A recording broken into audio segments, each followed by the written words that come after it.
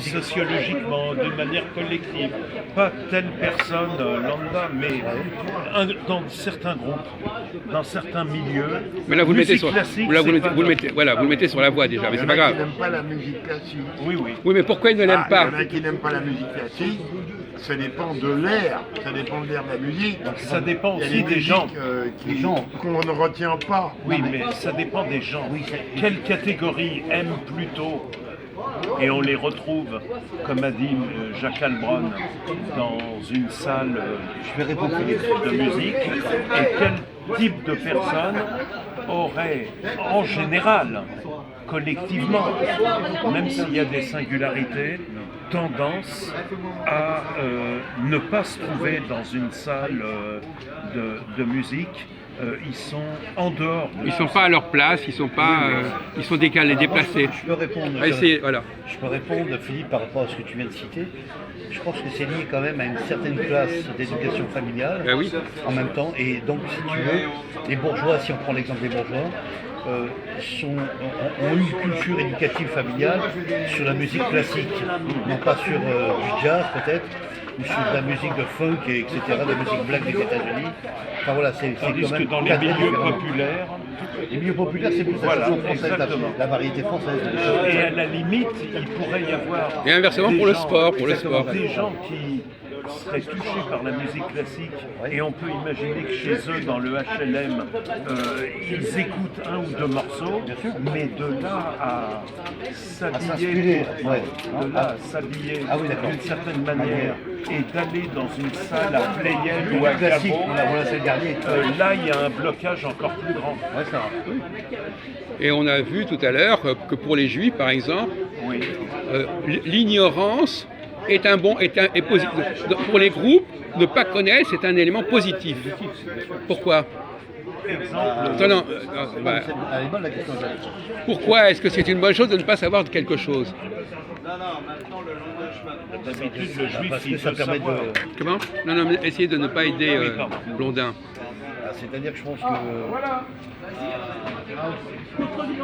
permet de ne pas savoir. Enfin, je dirais pas que c'est un manque d'information, mais ça pourrait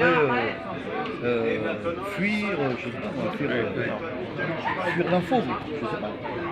Je sais pas. Non, mais par Des exemple, on exemples l'a vu tout à d'un l'heure. champ, d'un domaine, où collectivement, même s'il y a des juifs qui s'intéressent à tout, mais et on peut même, on a cité des juifs qui, à l'opposé, mais exceptionnellement, s'intéressaient au domaine qu'on va présenter comme un domaine qui pourtant collectivement n'intéresse pas les juifs.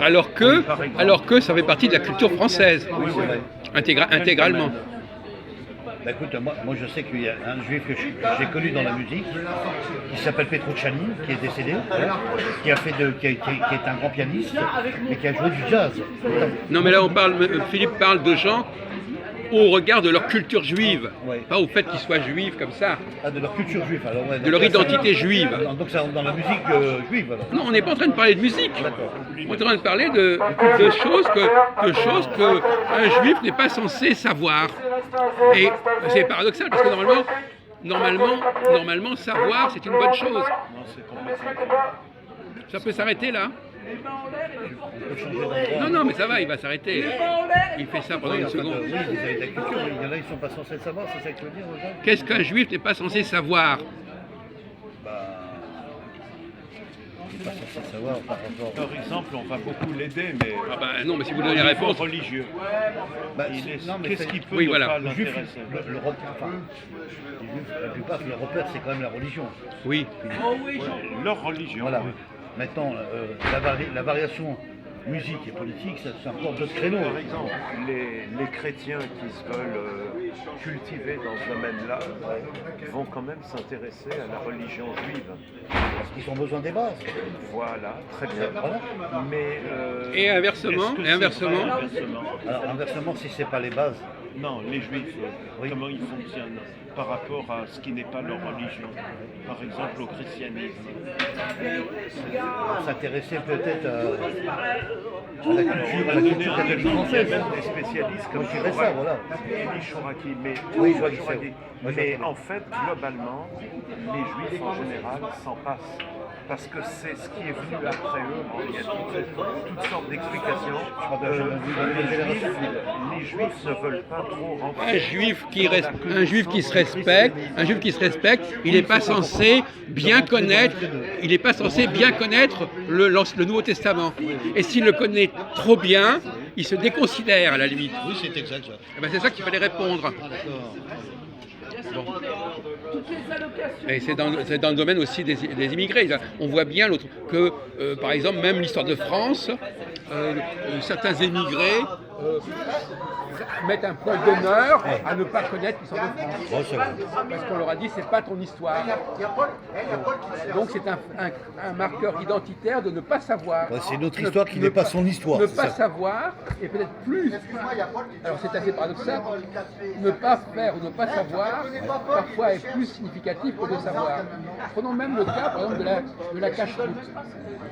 Les Juifs qui ne respectent pas le Shabbat, qui ne lisent pas la Bible, mais qui Et qui le pratique à la maison. respectent la cache-route. Qui respecte la cache-route, ouais, voilà. Mais c'est-à-dire qu'ils ne mangent, ils respectent la cache-route, c'est-à-dire qu'ils ne mangent pas certaines choses. Ouais, c'est ça. Donc ils sont dans le négatif. Le porc, c'est pas pour nous. Il y a des Juifs qui font rien du tout.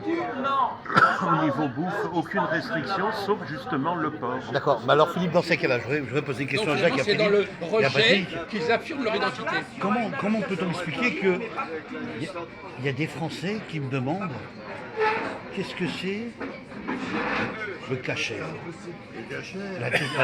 de l'alimentation. Qu'est-ce que ça définit et qu'est-ce que ça fait? Non mais parce qu'ils ne comprennent pas pourquoi les Juifs mangent cachère. Parce que c'est pas cher.